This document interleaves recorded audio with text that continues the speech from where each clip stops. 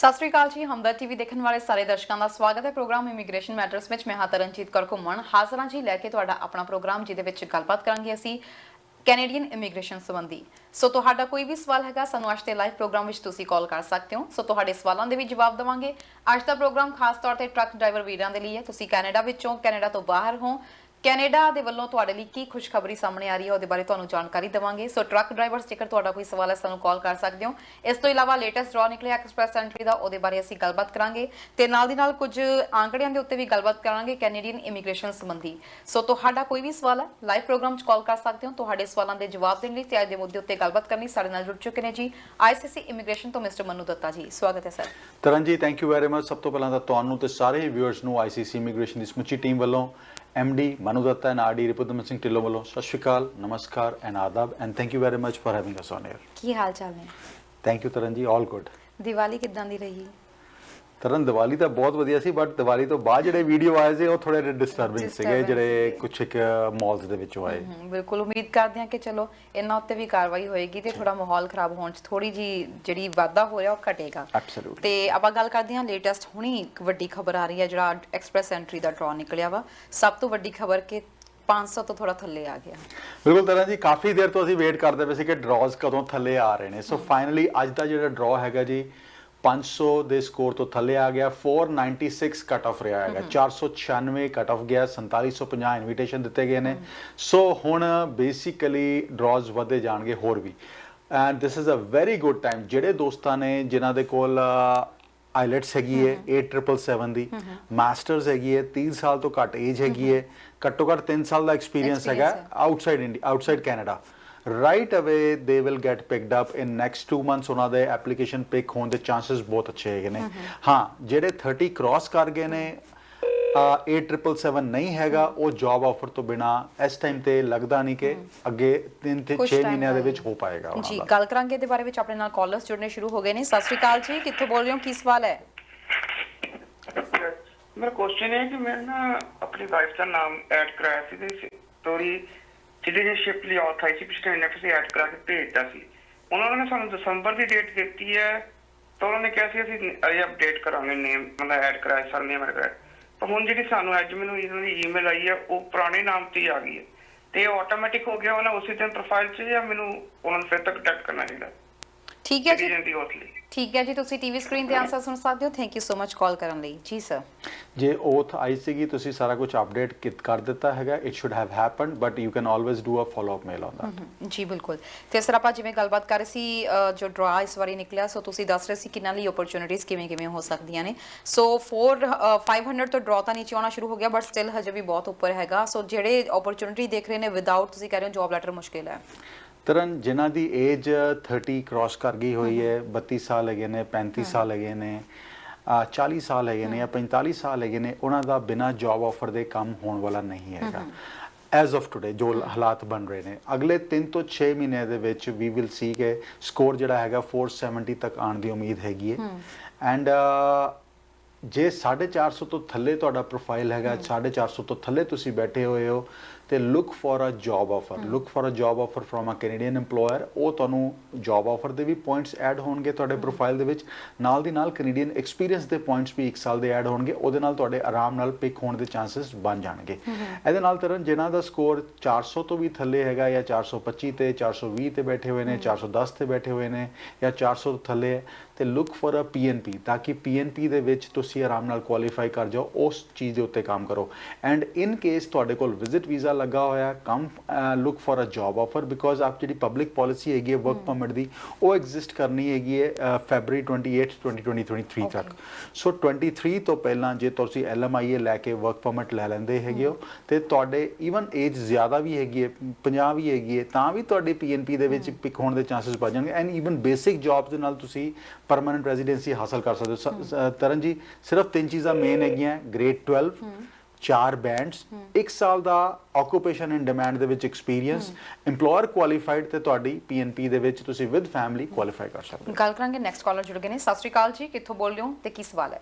ਸਤਿ ਸ਼੍ਰੀ ਅਕਾਲ ਜੀ। ਸਤਿ ਸ਼੍ਰੀ ਅਕਾਲ ਜੀ, ਮੈਂ ਹਰੀਪਾਲ ਸਿੰਘ ਬੋਲ ਰਿਹਾ ਸੀ। ਮੈਂ ਪੁੱਛਣਾ ਚਾਹੁੰਦਾ ਸੀ, ਜਿੱਦਾਂ ਪੇਰੈਂਟਸ ਐਂਡ ਗ੍ਰੈਂਡ ਪੇਰੈਂਟਸ ਦਾ ਜਿਹੜਾ ਸਾਡਾ ਸੀ, ਤੇ ਉਹਦੇ ਚ ਸਾਰੇ ਡਾਕੂਮੈਂਟ ਕੰਪਲੀਟ ਹੋ ਗਏ ਨੇ, ਮੈਡੀਕਲ ਹੋ ਗਿਆ, ਫਿੰਗਰਪ੍ਰਿੰਟ ਹੋ ਗਏ, ਪੀਸੀਸੀ ਹੋ ਗਈ ਹੈ, ਤੇ ਉਸ ਤੋਂ ਬਾਅਦ ਕਿੰਨਾ ਕੁ ਟਾਈਮ ਲੱਗ ਸਕਦਾ ਹੈ?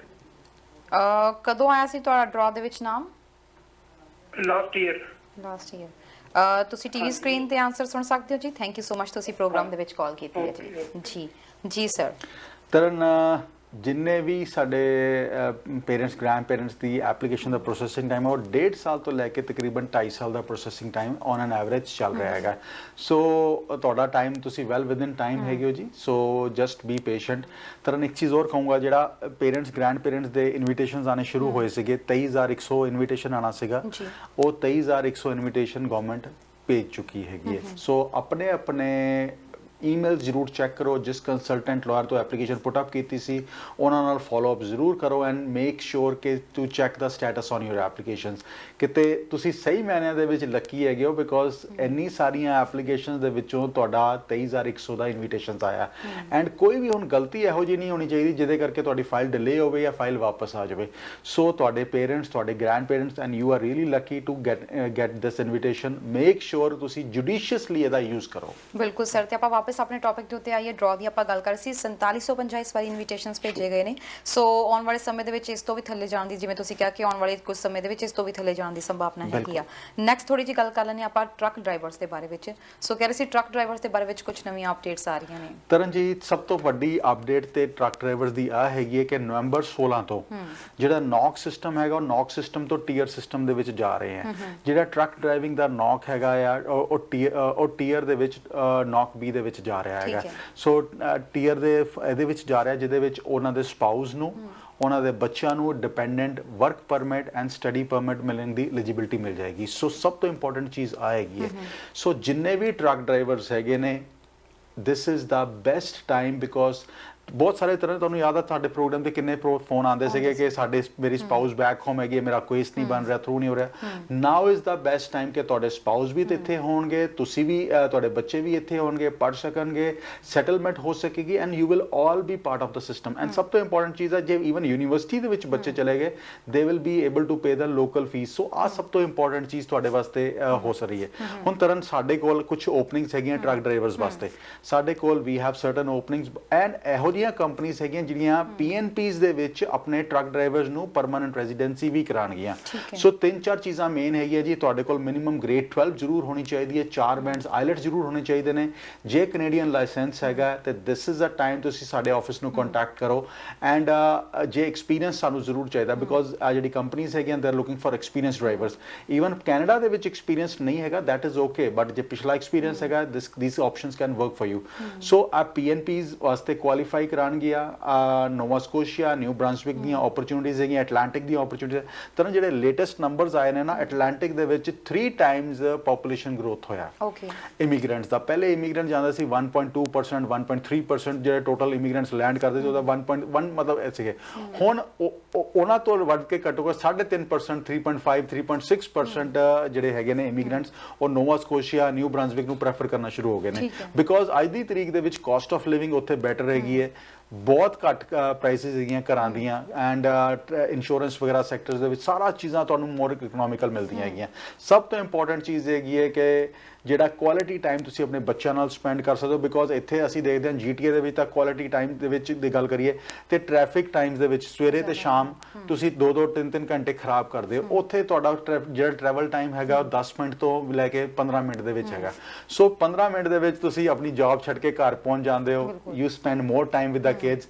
ਘਰ ਸਸਤੇ ਹੈਗੇ ਨੇ, ਅੱਜ ਵੀ ਉੱਥੇ 3.5 ਲੱਖ ਦਾ ਘਰ ਮਿਲ ਜਾਂਦਾ। ਇੱਥੇ ਤੁਸੀਂ ਟਾਊਨ ਹਾਊਸ ਵੀ ਲੱਭਣ ਜਾਓ ਤਾਂ ਵੀ ਤੁਸੀਂ 8 ਲੱਖ ਤੋਂ ਥੱਲੇ, 8.5 ਲੱਖ ਤੋਂ 9 ਲੱਖ ਤੋਂ ਥੱਲੇ ਕੋਈ ਟਾਊਨ ਹਾਊਸ ਨਹੀਂ ਅਵੇਲੇਬਲ ਹੈਗਾ। ਈਵਨ ਮਾਰਕੀਟ ਦੇ ਵਿੱਚ ਇੰਨਾ ਪ੍ਰਾਈਸਿਸ ਹਲੇ ਡਿੱਗ ਪਈਆਂ, ਨਹੀਂ ਤੇ ਪਹਿਲਾਂ ਤਾਂ 1.3, 1.4 ਤੋਂ ਮਿਲੀਅਨ ਤੋਂ ਥੱਲੇ ਕੋਈ ਘਰ ਨਹੀਂ ਸੀਗਾ GTA ਦੇ ਵਿੱਚ ਟਾਊਨ ਹਾਊਸ। ਤੇ ਹੁਣ ਉੱਥੇ ਜੇ ਤੁਸੀਂ ਡਿਟੈਚ ਘਰ ਤੁਹਾਨੂੰ 3.5-4 ਲੱਖ ਦਾ ਮਿਲਦਾ ਤੇ ਤੁਸੀਂ ਆਪਣੇ ਉੱਤੇ ਬੋਝ ਕਿਉਂ ਪਾ ਕੇ ਚੱਲਣਾ ਚਾਹੁੰਦੇ ਹੈਗੇ ਹੋ। ਉੱਥੇ ਡਾਊਨ ਪੇਮੈਂਟ ਵੀ ਘਰਾਂ ਦੀ ਘੱਟ ਹੈਗੀ, ਇੱਥੇ ਡਾਊਨ ਪੇਮੈਂਟ ਵੀ 20% ਦੇਣ ਜਾਓਗੇ ਤੇ ਤੁਸੀਂ ਇੰਨੀ। ਸੋ ਉੱਥੇ ਜਿਹੜੀ caste of living living standards ਉਹ ਬਹੁਤ ਵਧੀਆ ਹੈਗੇ ਨੇ ਐਟਲਾਂਟਿਕ ਐਸ ਸੱਚ ਦੇ ਵਿੱਚ, ਐਂਡ ਤੁਸੀਂ ਘੱਟ ਐਜੂਕੇਸ਼ਨ ਘੱਟ ਆਈਲੈਟ ਸਕੋਰ ਦੇ ਨਾਲ ਪਰਮਾਨੈਂਟ ਰੈਜ਼ੀਡੈਂਸੀ ਹਾਸਲ ਕਰ ਸਕਦੇ ਹੋ। So why do you really want to spend more time in GTA?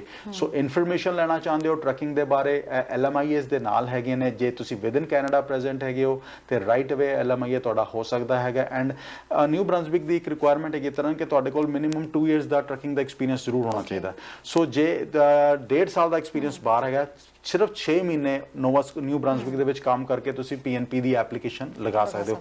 And ਜਿੰਨੇ ਵੀ EMPLOYERS ਹੈਗੇ ਨੇ ਇਹਨਾਂ ਕੋਲ ਡੈਜ਼ਿਗਨੇਸ਼ਨ ਹੈਗਾ, they are qualified enough and right ਅਵੇ ਐਪਲੀਕੇਸ਼ਨਸ ਵਰਕ ਹੋ ਸਕਦੀ ਹੈ, ਬਟ ਉਹਨਾਂ ਨੂੰ ਰਾਈਟ ਅਵੇ ਡਰਾਈਵਰ ਚਾਹੀਦੇ ਨੇ। ਸੋ ਜਿਹੜੇ ਦੋਸਤ ਸਾਡੇ ਵਿਦਨ ਕੈਨੇਡਾ ਹੈਗੇ ਨੇ ਜਾਂ ਈਵਨ ਆਊਟਸਾਈਡ ਹੈਗੇ ਨੇ ਬਟ ਟਰੱਕਿੰਗ ਦਾ ਉਹਨਾਂ ਕੋਲ ਡਰਾਈਵਿੰਗ ਲਾਇਸੈਂਸ ਹੈਗਾ ਕੈਨੇਡਾ ਦਾ, ਐਂਡ ਸਭ ਤੋਂ ਇੰਪੋਰਟੈਂਟ ਹੈ ਵੀਜ਼ਾ ਹੋਵੇ, ਵਿਜ਼ਿਟ ਵੀਜ਼ਾ, ਤੇ ਰਾਈਟ ਅਵੇ ਤੁਹਾਡਾ status from visitor to work permit change ਹੋ ਸਕਦਾ ਹੈ। ਬਿਲਕੁਲ ਸਰ, ਜਿਵੇਂ ਤੁਸੀਂ ਟਰੱਕ ਡਰਾਈਵਰਸ ਦੀ ਗੱਲ ਕਰ ਰਹੇ ਹੋ, ਇਹ ਵੀ ਸੀਗਾ ਕਿ ਪਹਿਲਾਂ ਕਿ ਆਪਣੀ ਫੈਮਿਲੀ ਨੂੰ ਸਭ ਤੋਂ ਮੈਂ ਆਪਾਂ ਨੂੰ ਕਿੰਨੀਆਂ ਕਾਲਸ ਆਉਂਦੀਆਂ ਸੀ ਕਿ ਫੈਮਿਲੀ ਨੂੰ ਬੁਲਾਉਣ ਲਈ ਐਲੀਜੀਬਲ ਨਹੀਂ ਹੈਗੇ।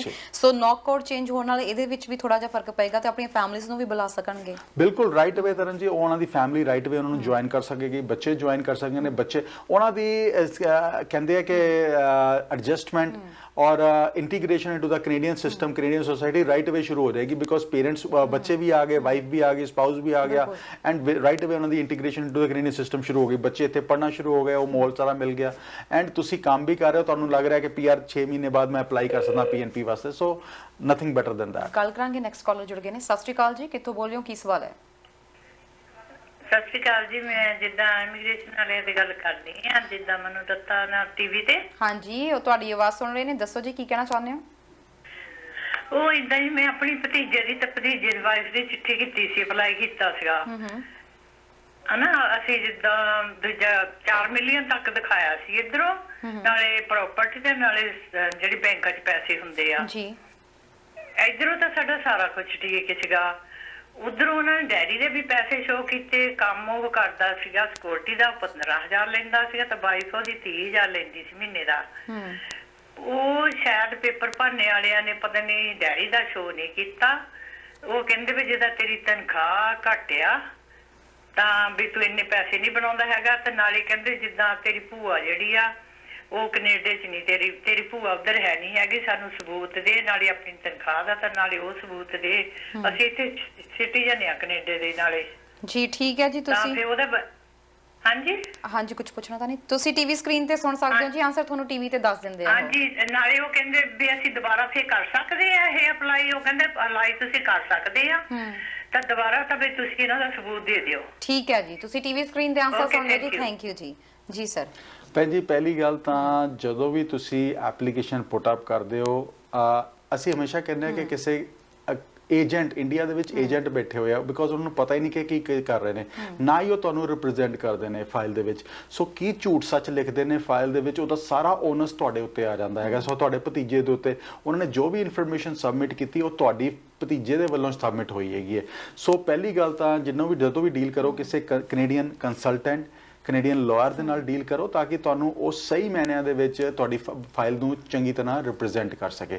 ਬਿਕੋਜ਼ ਕੰਸਲਟੈਂਟਸ ਐਂਡ ਜਿਹੜੇ ਕੈਨੇਡੀਅਨ ਕੰਸਲਟੈਂਟਸ ਹੈਗੇ ਨੇ, ਇਮੀਗ੍ਰੇਸ਼ਨ ਕੰਸਲਟੈਂਟ, ਕੈਨੇਡੀਅਨ ਲਾਇਰ ਹੈਗੇ ਨੇ, ਉਹ ਆਪਣੇ ਅੰਡਰ ਤੁਹਾਡੀ ਫਾਈਲ ਸਬਮਿਟ ਕਰਦੇ ਨੇ, ਜਿਹਦੇ ਵਿੱਚ ਕੋਈ ਵੀ ਗਲਤੀ ਹੁੰਦੀ ਹੈ they are the ones who are responsible. ਦੂਜੀ ਚੀਜ਼, ਹੁਣ ਜਿਸ ਤਰ੍ਹਾਂ ਆ ਰਿਲੇਸ਼ਨਸ਼ਿਪ ਪ੍ਰੂਫ ਹੀ ਨਹੀਂ ਸਬਮਿਟ ਹੋਇਆ, ਤੁਸੀਂ ਕਹਿ ਰਹੇ ਹੈਗੇ, ਆ ਸਭ ਤੋਂ ਇੰਪੋਰਟੈਂਟ ਗ੍ਰੋਸ ਨੈਗਲੀਜੈਂਸ ਹੈਗੀ ਹੈ। ਦੂਜੀ ਚੀਜ਼ ਕਹਿ ਰਹੇ ਹੋ ਕਿ ਉਹਦੇ ਪੇਰੈਂਟਸ ਦਾ, ਉਹਦੇ ਫਾਦਰ ਦਾ ਬੈਂਕ ਬੈਲੈਂਸ ਨਹੀਂ ਸ਼ੋ ਕੀਤਾ। ਕਿਉਂ ਨਹੀਂ ਸ਼ੋ ਕੀਤਾ ਜੀ? ਬਿਕੋਜ਼ ਆ ਤਾਂ ਬੇਸਿਕ ਚੀਜ਼ਾਂ ਹੈਗੀਆਂ ਜਿਹੜੀਆਂ ਵਿਜ਼ਿਟ ਵੀਜ਼ਾ ਦੀ ਫਾਈਲ ਦੇ ਵਿੱਚ ਆਫਿਸਰ ਦੇਖਣਾ ਕੀ ਚਾਹੁੰਦਾ ਕਿ ਪਹਿਲੀ ਚੀਜ਼ ਕਿ ਹੋਸਟ ਜਿਹੜਾ ਕੈਨੇਡਾ ਦਾ ਵਿੱਚ ਹੈਗਾ ਉਹਦਾ ਰਿਲੇਸ਼ਨਸ਼ਿਪ ਕੀ ਹੈਗਾ ਤੁਹਾਡੇ ਨਾਲ, ਉਹ ਕਿੰਨਾ ਗੂੜਾ ਰਿਲੇਸ਼ਨਸ਼ਿਪ ਹੈਗਾ। ਦੂਸਰੀ ਚੀਜ਼ ਦੇਖਣਾ ਚਾਹੁੰਦਾ ਜਿਹੜਾ ਕੈਨੇਡੀਅਨ ਹੋਸਟ ਹੈਗਾ ਉਹ ਕਿੰਨਾ ਐਸਟੈਬਲਿਸ਼ਡ ਹੈਗਾ। ਸੋ ਇੰਨੇ ਪੈਸੇ ਤੁਸੀਂ 4 ਮਿਲੀਅਨ ਦੇ ਆਸ-ਪਾਸ ਤੁਸੀਂ ਸ਼ੋ ਕਰ ਰਹੇ ਹੋ, ਪ੍ਰਾਪਰਟੀ ਸ਼ੋ ਕਰ ਰਹੇ ਹੋ, you are very well established hair in Canada. ਉਸ ਤੋਂ ਬਾਅਦ ਇੰਡੀਆ ਦੇ ਵਿੱਚ ਉਹ ਦੇਖਣਾ ਚਾਹੁੰਦੇ ਨੇ ਕਿ ਜਿਹੜਾ ਐਪਲੀਕੈਂਟ ਹੈਗਾ ਉਹ ਜਦੋਂ ਟਰੈਵਲ ਕਰ ਰਿਹਾ ਉਹ ਕੰਪਨੀ ਤੋਂ ਛੁੱਟੀ ਲੈ ਕੇ ਕਰ ਰਿਹਾ, ਨਹੀਂ ਕਰ ਰਿਹਾ, ਬਿਜ਼ਨਸ ਕਰ ਰਹੇ ਨੇ, ਜੌਬ ਕਰ ਰਹੇ ਨੇ, ਉਹਨਾਂ ਦੇ ties to the home country ਦੇ ਨਾਲ ਕਿਸ ਤਰ੍ਹਾਂ ਦੇ ਹੈਗੇ ਨੇ, ਉਹ ਸਾਰੀ ਚੀਜ਼ਾਂ ਸਬਮਿਟ ਕਰਨੀਆਂ ਹੁੰਦੀਆਂ ਹੋਈਆਂ ਹੈਗੀਆਂ, ਉਹਨਾਂ ਦੇ ਫਾਈਨੈਂਸ਼ੀਅਲ ਰਿਸੋਰਸਿਸ ਸਬਮਿਟ ਕਰਨੇ ਹੁੰਦੇ। ਹੁਣ ਜੇ ਭੂਆ ਜੀ ਸਪੈਂਡ ਨਹੀਂ ਕਰਦੇ ਪੈਸੇ ਤੇ ਉਹਨਾਂ ਦੇ ਕੋਲ ਪੈਸੇ ਕੈਸ਼ ਹੈਗੇ ਸਪੈਂਡ ਕਰਨ ਵਾਸਤੇ ਜਾਂ ਨਹੀਂ ਹੈਗੇ। ਸੋ ਆ ਸਾਰੀ ਚੀਜ਼ਾਂ ਦਾ ਖਿਆਲ ਰੱਖਣਾ ਚਾਹੀਦਾ।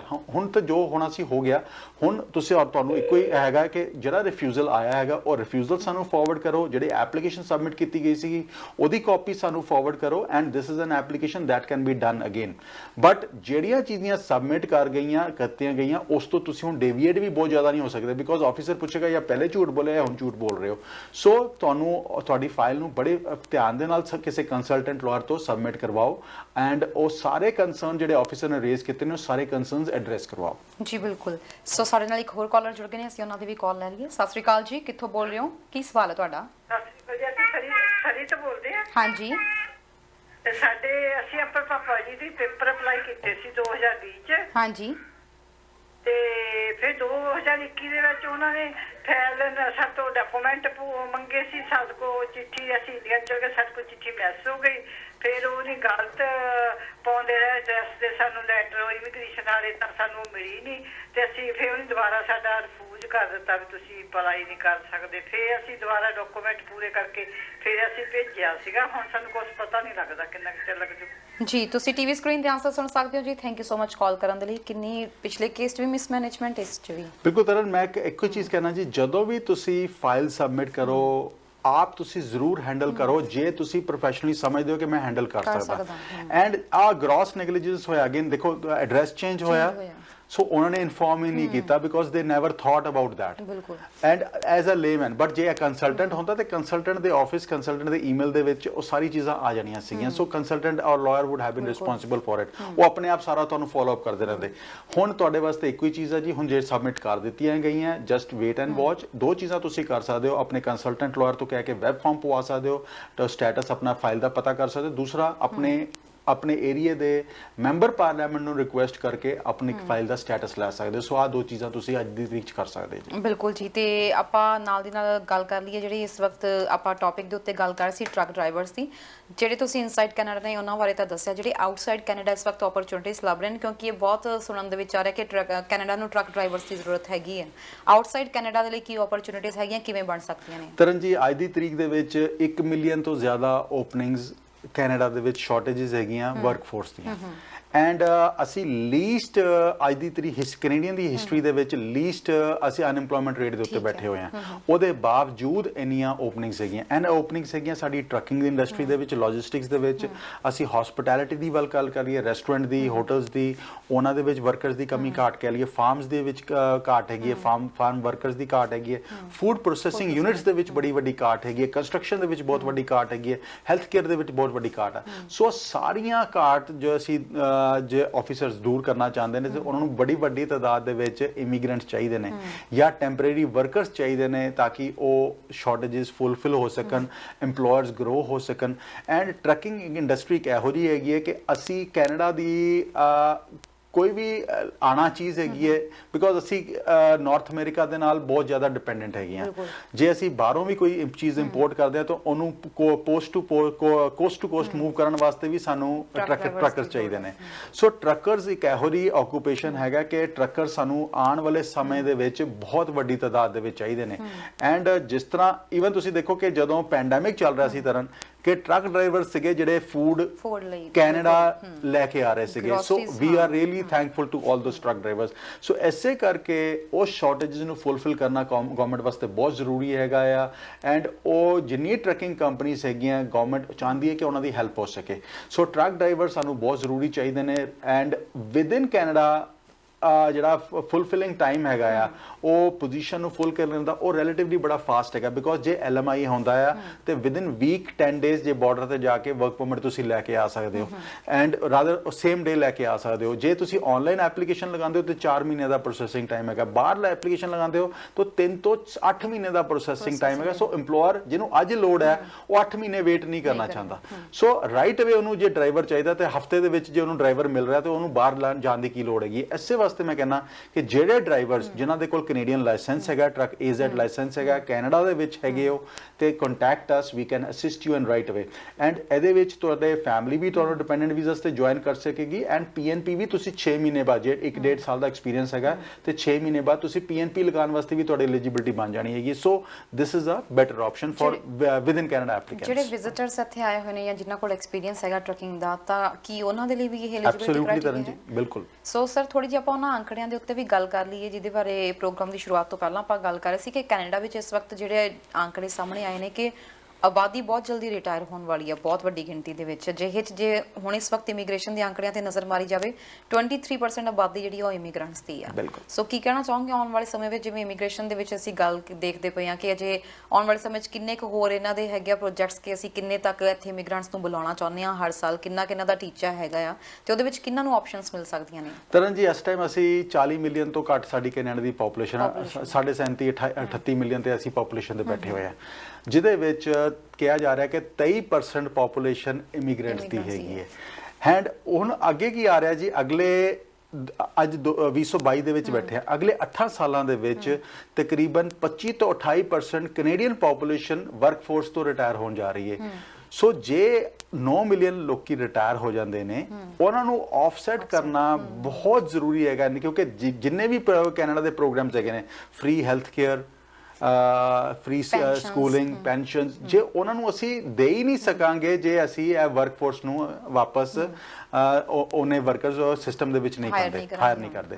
ਸੋ ਉਹਦੇ ਵਾਸਤੇ ਵੀ ਨੀਡ ਇਮੀਗ੍ਰੈਂਟਸ। ਅੱਜ ਦੀ ਤਰੀਕ ਦੇ ਵਿੱਚ ਜਿਹੜੇ ਸਟੈਟਸ ਆਏ ਨੇ, ਇੰਡੀਆ ਤੋਂ ਪਿਛਲੇ ਸਾਲ ਤਕਰੀਬਨ 4,11,000 ਇਮੀਗ੍ਰੈਂਟਸ ਲੈਂਡ ਕੀਤੇ ਨੇ ਕੈਨੇਡਾ ਦੇ ਵਿੱਚ। ਉਹਦੇ ਵਿੱਚ ਤਕਰੀਬਨ 19% ਐਪਲੀਕੈਂਟਸ ਜਿਹੜੇ ਸੀਗੇ ਉਹ ਇੰਡੀਆ ਤੋਂ ਸੀਗੇ, 11% ਐਪਲੀਕੈਂਟਸ ਫਿਲੀਪੀਨਸ ਤੋਂ ਸੀਗੇ, 9% ਐਪਲੀਕੈਂਟਸ ਚਾਈਨਾ ਤੋਂ ਸੀਗੇ। So Asia is the biggest source country, biggest source region to Canada immigrants ਵਾਸਤੇ, ਨਾ ਕਿ ਇਕੱਲੇ ਇਮੀਗ੍ਰੈਂਟਸ ਵਾਸਤੇ, ਸਟੂਡੈਂਟਸ ਵਾਸਤੇ, ਹਰ ਆਕੂਪੇਸ਼ਨ ਵਾਸਤੇ, ਵਰਕ ਪਰਮਿਟ ਵਾਸਤੇ। So Canada depends on Asia at this moment. So Indians ਦੇ ਵਿੱਚ ਤੇ ਸਭ ਤੋਂ ਇੰਪੋਰਟੈਂਟ ਚੀਜ਼ ਕਿ ਜੇ ਤੁਹਾਡੇ ਕੋਲ ਵੀਜ਼ਾ ਹੈਗਾ ਆ, there are lot of opportunities inside Canada. ਜੇ ਬਾਹਰੋਂ ਵੀ ਆਉਣਾ ਚਾਹੁੰਦੇ ਹੋ, this probably is the best time. ਅਗਲੇ ਸਾਲ ਦਾ ਜਿਹੜਾ ਟਾਰਗੇਟ ਹੈਗਾ 4.5 ਲੱਖ ਦੇ ਆਸ-ਪਾਸ ਇਮੀਗ੍ਰੈਂਟਸ ਤਰਨ ਜੀ ਕੈਨੇਡਾ ਲੈਂਡ ਕਰਨਗੇ। So 4.5 lakh is not bad, it's a big number. And ਤੁਸੀਂ 2027 2028 ਤੱਕ ਦੇਖਣਾ, ਇਹ ਜਿਹੜੇ ਨੰਬਰਸ ਹੈਗੇ ਨੇ, 7-8 ਲੱਖ ਇਮੀਗ੍ਰੈਂਟ ਸਾਨੂੰ ਹਰ ਸਾਲ ਲੋੜ ਪਏਗੀ। ਜਿਸ ਤਰ੍ਹਾਂ 7 ਤੋਂ 8 ਲੱਖ ਇਮੀਗ੍ਰੈਂਟਸ ਹਰ ਸਾਲ ਲੋੜ ਪਏਗੀ, ਬਿਕੋਜ਼ ਜੇ ਅਸੀਂ ਜਿਹੜੇ ਰਿਟਾਇਰਮੈਂਟਸ ਹੈਗਾ ਉਹਨਾਂ ਨੂੰ ਆਫਸੈਟ ਕਰਨਾ ਹੈਗਾ। ਗੱਲ ਕਰਾਂਗੇ ਇਹਦੇ ਬਾਰੇ ਚ। ਨੈਕਸਟ ਕਾਲਰ ਜੁੜ ਗਏ ਨੇ। ਸਤਿ ਸ਼੍ਰੀ ਅਕਾਲ ਜੀ, ਕਿੱਥੋਂ ਬੋਲ ਰਹੇ ਹੋ, ਕੀ ਕਹਿਣਾ ਚਾਹੁੰਦੇ ਹੋ? ਮਾਫੀ ਚਾਹਾਂਗੇ ਜੀ, ਸ਼ਾਇਦ ਤੁਹਾਡਾ ਫੋਨ ਡਿਸਕਨੈਕਟ ਹੋ ਗਿਆ, ਤੁਸੀਂ ਸਾਨੂੰ ਦੁਬਾਰਾ ਕਾਲ ਕਰ ਸਕਦੇ ਹੋ। ਸਰ, ਐਕਸਪ੍ਰੈਸ ਐਂਟਰੀ ਦੇ ਵਿੱਚ ਵੀ ਕਹਿ ਰਹੇ ਸੀ ਅਗਲੇ ਸਾਲ ਤੋਂ ਕੁਝ ਚੇਂਜਸ ਆ ਜਾਣੇ, ਕੀ ਇਹਦੇ ਨਾਲ ਵੀ ਤੁਹਾਨੂੰ ਲੱਗਦਾ ਕਿ ਥੋੜਾ ਹੋਰ ਜ਼ਿਆਦਾ ਮਤਲਬ ਇਹਦੇ ਵਿੱਚ ਜਿਹੜੇ ਆંકੜੇ ਵਧਾਏ ਜਾਣਗੇ? ਤਰਨ ਜੀ, ਬਿਲਕੁਲ ਵਧਾਏ ਜਾਣਗੇ। ਸਭ ਤੋਂ ਇੰਪੋਰਟੈਂਟ ਚੀਜ਼ ਹੈ ਕਿ ਇਸ ਐਕਸਪ੍ਰੈਸ ਐਂਟਰੀ ਦੇ ਵਿੱਚ ਇਮੀਗ੍ਰੇਸ਼ਨ ਮਿਨਿਸਟਰ ਕੋਲ ਕਾਫੀ ਪਾਵਰ ਜਾਣ ਵਾਲੀਆਂ ਹੈਗੀਆਂ। ਐਂਡ ਫਸਟ ਕੁਆਟਰ ਆਨਵਰਡਸ ਅਸੀਂ ਦੇਖਾਂਗੇ ਕਿ ਉਹ ਆਕੂਪੇਸ਼ਨ ਸਪੈਸੀਫਿਕ ਡਰਾਜ਼ ਦੇ ਉੱਤੇ ਆ ਜਾਣਗੇ। ਸੋ ਜੇ ਉਹਨਾਂ ਨੂੰ ਲੱਗੇਗਾ ਕਿ ਸਾਨੂੰ ਫਾਈਨੈਂਸ਼ੀਅਲ ਮੈਨੇਜਰਸ ਦੀ ਲੋੜ ਹੈਗੀ ਹੈ, ਤਾਂ ਫਾਈਨੈਂਸ਼ੀਅਲ ਮੈਨੇਜਰਸ ਹੀ ਇਕੱਲੇ ਪਿਕ ਹੋਣਗੇ। ਸੋ ਡਰਾ ਹੋ ਸਕਦਾ ਕਿ ਉਹ ਕੱਟ ਆਫ ਉੱਪਰ ਵਾਲਾ ਨਾ ਰਵੇ ਤੇ ਥੱਲੇ ਕੋਈ ਡਰਾ ਚਲਾ ਜਾਵੇ, ਉਹ ਨੰਬਰਸ ਦੇ ਉੱਤੇ ਆ ਜਾਏਗੀ ਗੇਮ। ਸਪੋਜ਼ 5000। ਸੋ ਆਕੂਪੇਸ਼ਨ ਸਪੈਸੀਫਿਕ ਤੇ ਜਦੋਂ ਹੁੰਦਾ ਆ ਤੇ ਉਹ ਡੈਫੀਨੇਟਲੀ ਬਹੁਤ ਸਾਰੇ ਲੋਕਾਂ ਨੂੰ ਅਫੈਕਟ ਕਰੇਗਾ। ਏਜ ਵੀ ਜ਼ਿਆਦਾ ਹੋਵੇ, ਐਜੂਕੇਸ਼ਨ ਵੀ ਘੱਟ ਹੋਵੇ, ਤਾਂ ਵੀ ਉਹ ਕੁਆਲੀਫਾਈ ਕਰ ਸਕਦੇ, ਪ੍ਰੋਵਾਈਡਡ ਐਕਸਪੀਰੀਅੰਸ ਉਸ ਤਰ੍ਹਾਂ ਦਾ ਹੋਵੇ। ਬਟ ਅੱਜ ਦੀ ਤਰੀਕ ਦੇ ਵਿੱਚ ਤਰਨ ਜੀ ਕਿ ਜਿਹੜੇ ਵਰਕਰ ਹੈਗੇ ਨੇ, ਹੈਲਪਰ ਲੇਬਰ ਜੌਬਸ ਹੈਗੀਆਂ, ਉਹਦੇ ਵਿੱਚ ਓਪਨਿੰਗ ਜ਼ਿਆਦਾ ਹੈਗੀਆਂ ਕੈਨੇਡਾ ਦੇ ਵਿੱਚ। ਐਂਡ ਮੈਂ ਇੱਕੋ ਹੀ ਚੀਜ਼ ਕਹੂੰਗਾ, ਤੁਸੀਂ ਬੈਕ ਹੋਮ ਜੋ ਮਰਜ਼ੀ ਕਰਦੇ ਹੈਗੇ ਹੋ, ਜੇ ਤੁਸੀਂ ਇੱਥੇ ਮਿਹਨਤ ਕਰਨ ਵਾਸਤੇ ਤਿਆਰ ਹੈਗੇ ਹੋ, ਜਿਸ ਮਰਜ਼ੀ ਏਜ ਦੇ ਵਿੱਚ ਹੈਗੇ ਹੋ, ਤੁਹਾਡੀ ਇਮੀਗ੍ਰੇਸ਼ਨ ਕੈਨੇਡਾ ਦੇ ਵਿੱਚ ਪੋਸੀਬਲ ਹੈਗੀ ਹੈ। ਐਂਡ ਜੇ ਟਰੱਕਿੰਗ ਇੰਡਸਟਰੀ ਤੋਂ ਤਾਲੁਕ ਹੈਗਾ, ਹਸਪਿਟੈਲਿਟੀ ਇੰਡਸਟਰੀ ਤੋਂ ਤਾਲੁਕ ਹੈਗਾ ਆ, ਜੇ ਲੇਬਰ ਦੀ ਜੌਬ ਫਾਰਮ ਦੇ ਵਿੱਚ ਕਰ ਸਕਦੇ ਹੋ, ਜੇ ਕੰਸਟਰਕਸ਼ਨ ਦੇ ਵਿੱਚ ਕਰ ਸਕਦੇ ਹੋ, ਹੈਲਥ ਕੇਅਰ ਦਾ ਐਕਸਪੀਰੀਅੰਸ ਹੈਗਾ, ਤੇ ਤੁਹਾਡੇ ਵਾਸਤੇ ਆਉਣ ਵਾਲੇ ਸਮੇਂ ਦੇ ਵਿੱਚ ਬਹੁਤ ਅੱਛੀਆਂ ਓਪਨਿੰਗਸ ਹੈਗੀਆਂ। ਐਂਡ ਹੁਣ ਵੀ ਇਸ ਟਾਈਮ ਤੇ ਵੀ ਬਹੁਤ ਅੱਛੀਆਂ ਓਪਨਿੰਗਸ ਹੈਗੀਆਂ।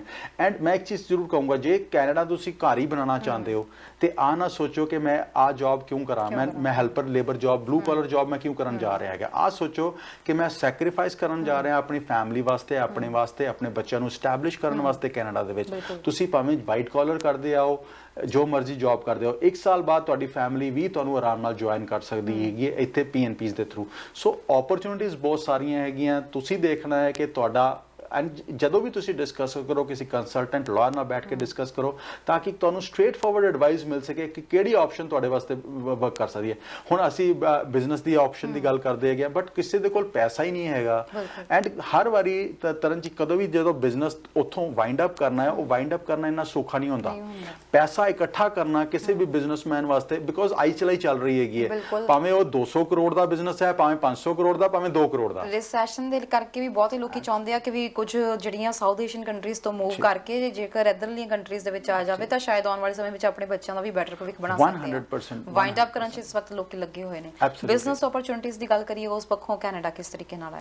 ਤਰਨ ਜੀ ਅੱਜ ਦੀ ਤਰੀਕ ਦੇ ਵਿੱਚ ਕੈਨੇਡੀਅਨ ਇਮੀਗ੍ਰੇਸ਼ਨ ਚਾਹੁੰਦੀ ਹੈਗੀ ਕਿ ਵੀ ਨੀਡ ਇਮੀਗ੍ਰੈਂਟਸ ਐਂਡ ਜੇ ਬਿਜ਼ਨਸਮੈਨ ਆਏਗਾ nothing better than that because ਜਦੋਂ ਵੀ ਬਿਜ਼ਨਸਮੈਨ ਆਉਂਦਾ ਹੈ ਸਭ ਤੋਂ ਪਹਿਲਾਂ ਤਾਂ ਉਹ ਮਨੀ ਲੈ ਕੇ ਆਉਂਦਾ, ਮਨੀ ਲਿਆ ਕੇ ਇੱਥੇ ਇਨਵੈਸਟ ਕਰਦੇ ਨੇ, ਬਿਜ਼ਨਸ ਬਾਏ ਕਰਦੇ ਨੇ, ਉਹ ਇਕਨੋਮੀ ਦੇ ਵਿੱਚ ਆਪਣਾ ਮਨੀ ਸਿੱਟਦੇ ਨੇ, ਜੌਬ ਕ੍ਰੀਏਟ ਕਰਦੇ ਨੇ।